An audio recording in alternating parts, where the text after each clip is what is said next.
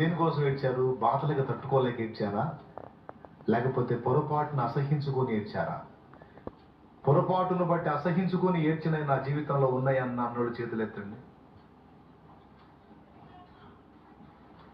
కొంతమంది చేతులు ఎత్తారు, అందరూ ఎత్తారు దాదాపు. నిజమేనా? ఏడుపు వచ్చిందా?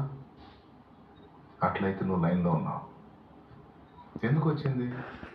నీ వల్ల పొరపాటు జరిగింది, అందుకని నీకు ఏడుపు వచ్చింది. అంటే అది నీకు ఇష్టం లేదు, అదంటే నీకు అసహ్యం, కానీ నీ వల్ల అది జరిగింది. అందువల్ల నీ గుండె బాధపడిపోయింది, నీ హృదయం నొచ్చుకుంది, ఏదో అయిపోయింది. నీకు ఏడవకుండా ఉండలేకపోయావు. దేవుని పాదాల దగ్గర పట్టుకొని దేవుని క్షమాపణ కోరి వెక్కి వెక్కి ఏడ్చావు, మూలిగావు, రోధించావు. అంటే ఆ దుఃఖం, ఆ ఏడ్పు సాక్ష్యం ఇస్తుంది పాపాన్ని నువ్వు ఎంత అసహించుకుంటున్నావో.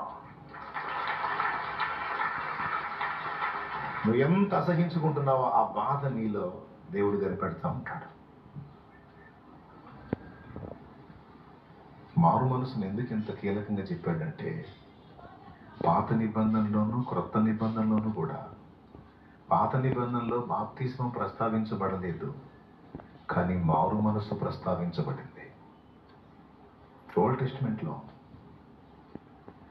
మారు మనసు ప్రస్తావించబడింది.